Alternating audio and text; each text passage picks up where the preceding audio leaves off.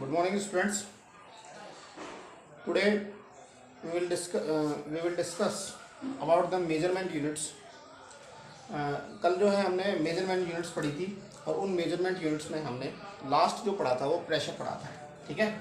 और प्रेशर में हमने उनकी तीनों बताई थी, नॉन ऐसा यूनिट्स डिस्कस की थी। सबसे पहले हमने एटमॉस्फेयर किया था, इसके डिफाइन किया था कि pressure extracted by the column mercury at 760 mm या 76 सेंटीमीटर, और दूसरा हमने टोर में किया था, और तीसरा जो है mm और HG में किया था। आज जो है हम एनर्जी की कुछ यूनिट्स पढ़ेंगे। देखो बच्चों, एनर्जी जो होती है वो एनर्जी की जो सबसे पहले जो यूनिट यूज की जाती थी वो यूज की जाती थी कैलोरी। तो it all time the unit of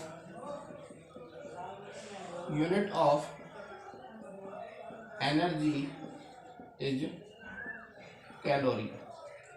The unit of energy is calorie. ठीक है, सबसे ज़्यादा कैलोरी का यूज किया जाता है, ठीक है। तो कैलोरी को हम सबसे पहले डिफाइन करेंगे। What do you mean bye calorie को किस प्रकार से डिफाइन करेंगे?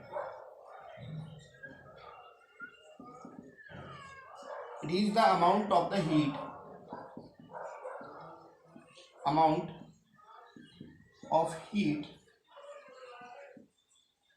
which is required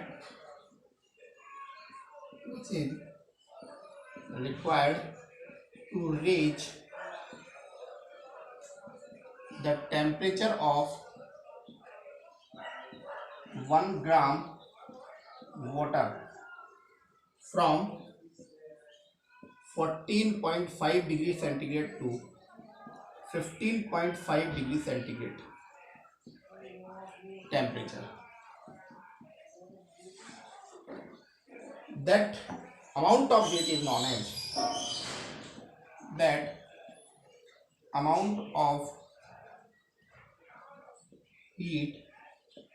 as calorie. तो उस अमाउंट जो है हीट का उसको हम क्या कहते हैं? कैलोरी कहते हैं। तो ये आप लोगों को समझ में आ गया होगा क्लियर। अब हमारे पास में जो है सबसे पहले जो है कैलोरी के बाद में जो यूनिट यूज हुई वो हुई जूल। तो आप इस डेफिनेशन को एक बार उतार लीजिए यहाँ से।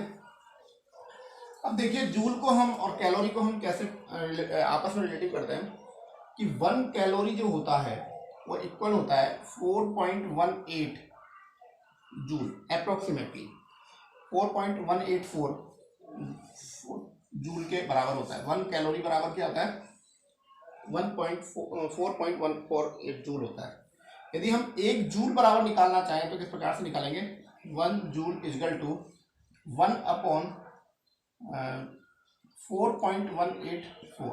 तो आपका 1 जूल इजगल टू आ जाएगा हमारे पास में 0.2390 जूल, कैलोरी आपके पास में आंसर आ जाएगा। तो ये जो यूनिट्स हैं बेसिकली केमिस्ट्री में सबसे ज़्यादा यूज की जाती है। अब यदि हमें पता हो कि 1 किलो कैलोरी बराबर जो होंगे हमारे पास में 1000 कैलोरी होंगे, और यदि हम इसको देखें जूल पे देखें तो जूल होंगे हमारे पास में 4.184 किलो जूल हमारे पास में होंगे। तो ये हमारे पास में यूनिट कन्वर्जन है। जूल और कैलोरी जो है मोस्टली हमारी इसमें काम आते हैं। इसके अलावा भी कुछ एनर्जी यूनिट्स और भी है जिन्हें हम डिस्कस करेंगे, कौन कौन सी यूनिट्स हैं वो देख लेते हैं अपन। उसके बाद में जो हमारी यूनिट्स आती है वो आती है हमारे पास में जूल। कैलोरी को किस प्रकार से how we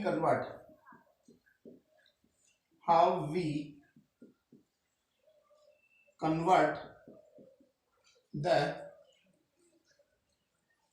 calorie in electronvolt. कि कैलोरी को हम इलेक्ट्रोवोल्ट में, हमें कैलोरी को किस में कन्वर्ट करना है? इलेक्ट्रोवोल्ट में कन्वर्ट करना है। इसके लिए हम क्या करेंगे कि जो हमारा सबसे पहले जो कैलोरी दिया है उस कैलोरी को हम जो है अर्ग में कन्वर्ट कर लेंगे। इसमें कन्वर्ट कर लेंगे अर्ग में, क्योंकि 1 कैलोरी को जब अर्ग में कन्वर्ट करेंगे तो हम उसको 10 की पावर जो 1 कैलोरी की वैल्यू जो है जूल में होती है उसको जूल में कन्वर्ट करेंगे, और जूल को हम जो है अर्ग में कन्वर्ट करने के लिए तो we know that 1 calorie equal to 4.184 joule हो गया। एंड 1 जूल इजकल टू जो होता है वो होता है 10 की पावर 7 अर्ग, 1 इंटू 10 की पावर 7 अर्ग। तो 1 कैलोरी में कितने हमारे पास में 1 कैलोरी इजकल टू कितने अर्ग होंगे, वो होंगे हमारे 4.184 इंटू 10 की पावर 7 अर्ग हमारे पास में 1 कैलोरी में होंगे। हमारे पास में कितने अर्ग होंगे 1 कैलोरी में होंगे 4.184 इंटू 10 की पावर 7 अर्ग होंगे। यहां तक हमारे को बात समझ में आ गई। इसके बाद में हम चलते हैं आगे। जो ये जो 1 कैलोरी में अर्ग जो है 1 कैलोरी इजकल टू 4.1847 इंटू 10 की पावर 7 अर्ग जो होंगे वो हमारे 2.613 इंटू 10 की पावर 19 इलेक्ट्रोवोल्ट के बराबर होंगे। तो आप समझ गए होंगे 1 कैलोरी में कितने इलेक्ट्रोवोल्ट होते हैं। 1 कैलोरी बराबर 2.613 इंटू 10 की पावर 19 इलेक्ट्रोवोल्ट हमारे पास में एनर्जी होती है। तो ये आप लोगों के पास में एनर्जी का कन्वर्जन हुआ। आपको कैलोरी से इलेक्ट्रोवोल्ट में कन्वर्ट करना आ गया, कैलोरी से आपको अर्ग में कन्वर्ट करना आ गया, और जूल से आपको अर्ग में कन्वर्ट आ गया, और अर्ग को जूल में कन्वर्ट करना भी आप लोग सीख गए होंगे। इस प्रकार के डाटा आप लोग कॉपी में नोट कर ले। इससे रिलेटेड मैं कुछ क्वेश्चंस आपके सामने आज डालूंगा, और ये एनर्जी वाला कन्वर्जन जो है आपको आना चाहिए। जूल को कैलोरी, कैलोरी को अर्ग, अर्ग को जूल में, जूल को इलेक्ट्रोवोल्ट में, ये चीजें आप लोगों को कन्वर्ट आना चाहिए। यदि आपसे पूछे कि 1 अर्ग बराबर कितना होता है तो आप कितना बताओगे 10 की पावर -7 जूल होता है, और 1 जूल बराबर तो आपको अर्ग पता है ही। ठीक है, ये कन्वर्जन आपका हो गया। नेक्स्ट है एक 1 डाइन का मान कितना होता है। डाइन जो है सीजीएस की यूनिट होती है। 1 डाइन इजकल टू होता है हमारा 10 की पावर 5 न्यूटन फोर्स। ठीक है, डाइन और फोर्स न्यूटन और डाइन जो होता है फोर्स की यूनिट है। तो 1 डाइन बराबर कितना होता है 10 की पावर -5 न्यूटन। ठीक है, तो ये चीजें आप लोगों के यूनिट्स आप लोगों को एनर्जी की कुछ ध्यान में रखनी है। ठीक है, इसके बाद में हम जो डिस्कस करने जा रहे हैं बच्चों, आज बहुत इंपॉर्टेंट टॉपिक डिस्कस करने जा रहे हैं, that is known as significant number. That is known as significant number. तो हेडिंग लगा लीजिए आप लोग, सिग्निफिकेंट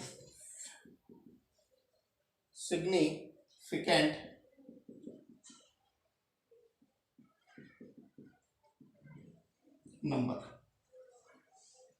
सिग्निफिकेंट नंबर क्या होता है सिग्निफिकेंट नंबर, इसको हम डिस्कस करते हैं कि आप सिग्निफिकेंट नंबर से क्या जानते हो और हमारे लिए ये क्यों इंपॉर्टेंट है, उसको हम यहाँ पे डिटेल से डिस्कस करेंगे। भाई सिग्निफिकेंट नंबर क्या होता है, इसको हम क्यों यूज करते हैं केमिस्ट्री में, क्या हमारे लिए एप्लीकेशन है।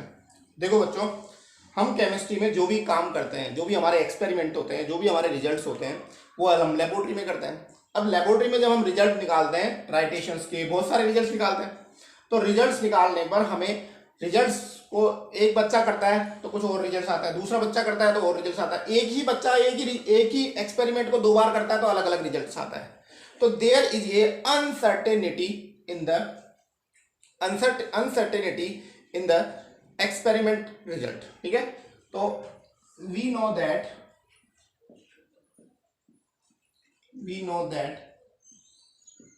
इन chemical experiment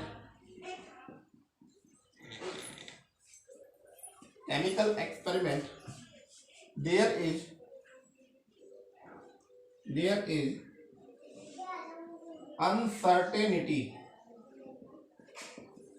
uncertainty in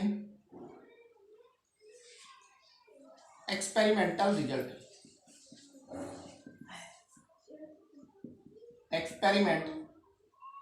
result। ठीक है, so to remove, so the result should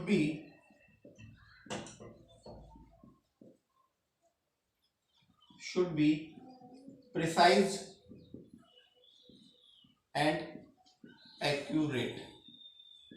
हमारे रिजल्ट कैसे होने चाहिए, प्रिसाइज होने चाहिए और एक्यूरेट। ये दोनों टर्म्स जो हैं बहुत इंपॉर्टेंट है बच्चों, हम लोगों को ये समझना है कि प्रिसाइज क्या होता है और एक्यूरेट क्या होता है। ठीक है, तो हम दोनों टर्म्स को पढ़ते हैं कि हमारे पास में हम क्यों पढ़ रहे हैं सिग्निफिकेंट नंबर। सिग्निफिकेंट नंबर हम इसलिए पढ़ते हैं कि जब हम लेबोरेटरी में एक्सपेरिमेंट करते हैं तो हमारी जो गलतियां होती है, एरर्स होती है, और उन एरर्स की वजह से हमारे जो रिजल्ट्स आते हैं उनमें क्या वेरिएशन बहुत ज़्यादा आता है, अनसर्टेनिटी रहेगी। हम लोग ये देखेंगे हमारा ये किसी बच्चे का रिजल्ट आ रहा है, किसी बच्चे का रिजल्ट आ रहा है, एक ही बच्चा जब रिजल्ट को करता है तो उसके भी रिजल्ट में वेरिएशन आता है। तो हम ये कहते हैं यार वो तो बच्चा अनसर्टेन होगा कि मेरा एक्चुअल में सही रिजल्ट क्या है, एक्चुअल में सही रिजल्ट क्या है, इसके लिए वो परेशान रहेगा और इससे उसके दिमाग में क्या होगा, अनसर्टेनिटी होगी कि यार मेरा रिजल्ट आ ही नहीं रहा है। तो उस अनसर्टेनिटी के लिए हमें क्या होना चाहिए, रिजल्ट्स हमारे प्रिस्क्राइब होने चाहिए और एक्यूरेट होने चाहिए। ठीक है, तो ये चीज हम दोनों पहले हम प्रिसाइज और एक्यूरेट को हम पढ़ते हैं कि what do you mean by the precise and accurate. तो सबसे पहले मैं प्रिसाइज की बात करता हूं कि what do you mean by the precise, कि प्रिसाइज क्या होता है। देखो बच्चों, प्रिसाइज का मतलब होता है द रिजल्ट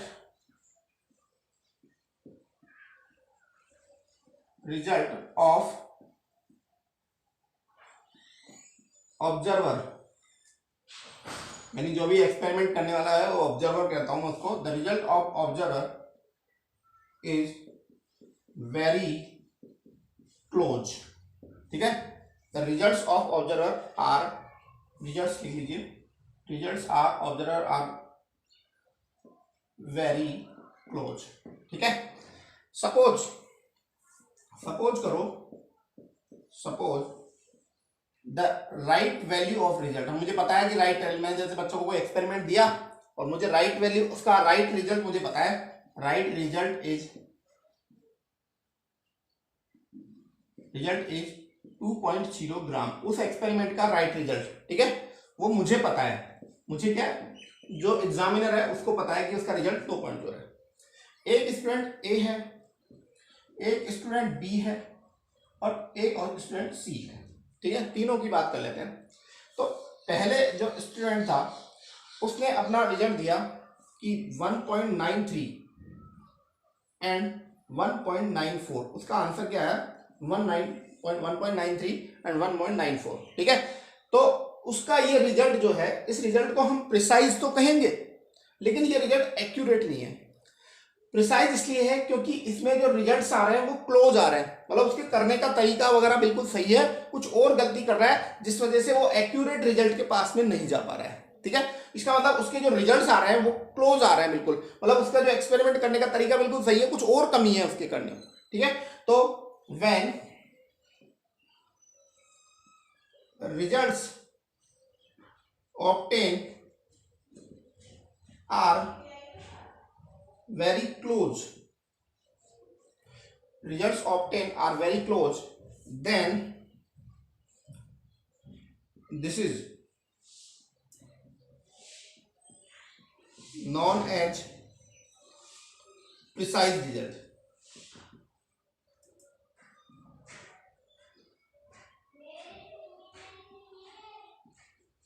इनको हम क्या कहते हैं, प्रिसाइज रिजल्ट्स कहते हैं। बी वाले स्टूडेंट्स ने जो है अपने एक्सपेरिमेंट किया, उसका एक रिजल्ट जो आया वो 1.95 आया और दूसरा रिजल्ट जो है उसका 2.05 आया। तो देखो, ना तो ये रिजल्ट, तो ये रिजल्ट तो हमारा कैसा हो गया बच्चों, प्रिसाइज रिजल्ट। प्रिसाइज, ना तो ये रिजल्ट प्रिसाइज है और ना ही ये एक्यूरेट है।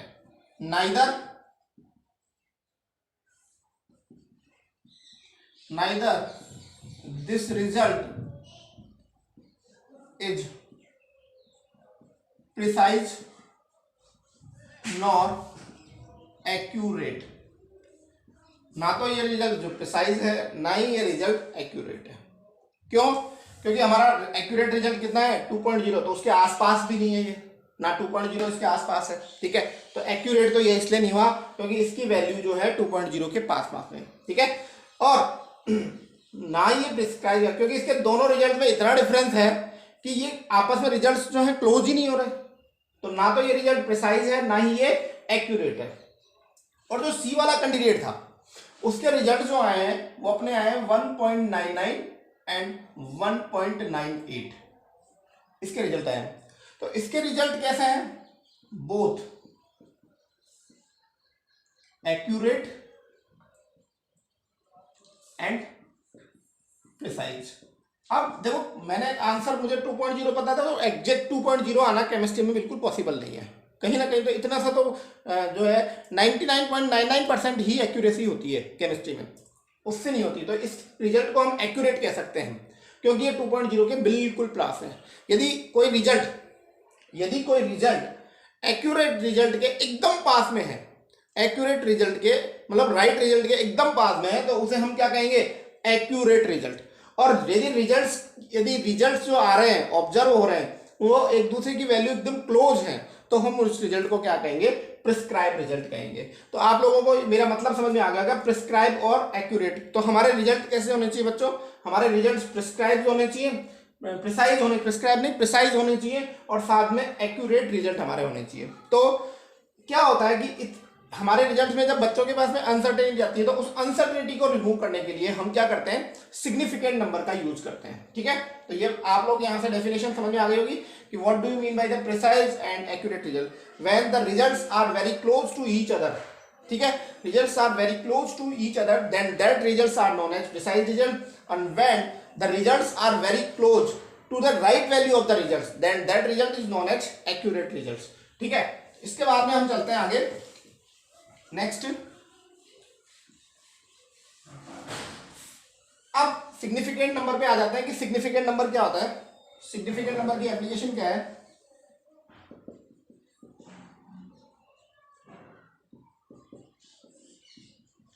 नंबर की डेफिनेशन क्या है?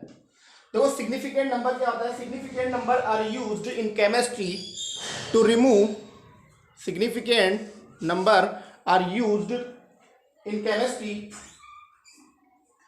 to remove the uncertainty of the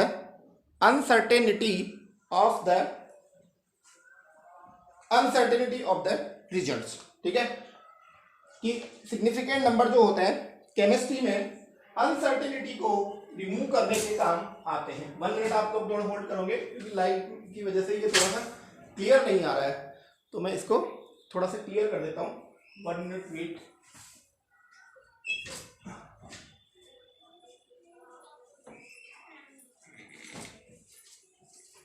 significant number क्या होते हैं? Significant numbers are used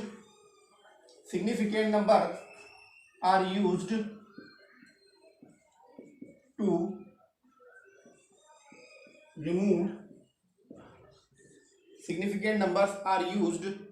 remove uncertainty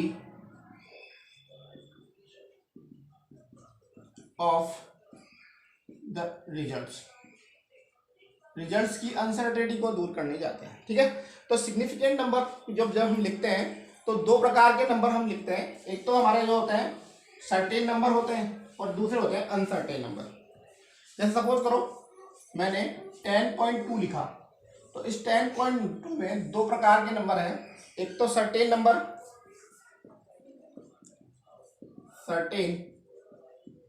number होता है और दूसरा होता है अनसर्टेन नंबर।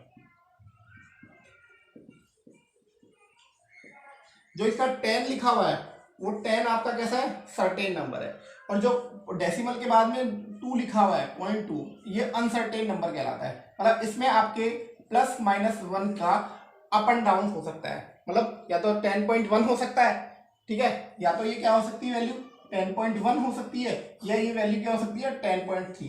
तो दिस नंबर इज ना uncertain number and this number certain, क्योंकि इसकी वैल्यू चेंज नहीं होगी आपके पास में। ठीक है, तो अब हम चलते हैं कि कौन कौन से रूल्स हैं जो सिग्निफिकेंट नंबर को लिखते समय हमें ध्यान रखने चाहिए। तो नेक्स्ट हम स्टडी करने जा रहे हैं rules of the significant number. Rule of the significant number की सिग्निफिकेंट जब नंबर लिखते हैं तो कौन कौन से रूल हम काम में लेते हैं। Rules of the significant number. देखो बच्चों, जब हम सिग्निफिकेंट नंबर लिखते हैं तो कौन कौन से रूल लेते हैं। Number first,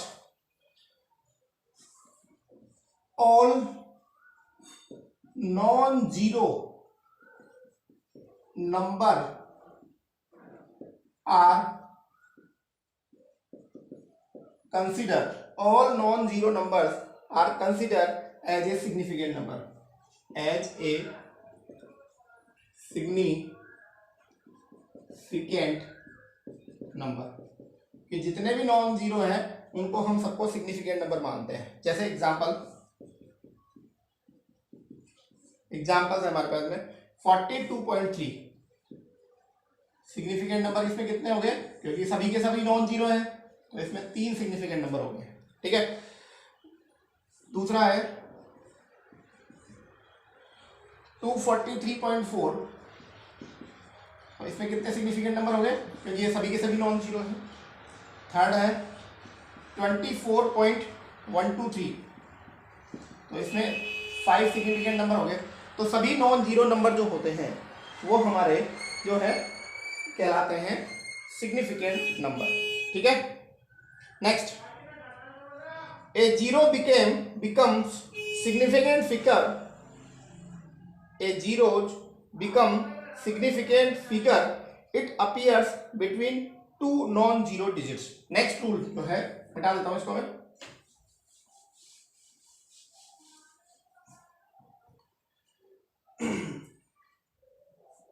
a zero become significant number, a zero become significant number if it appears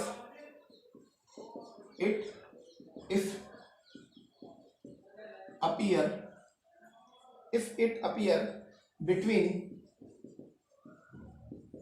two non zero number. ठीक है, यदि कोई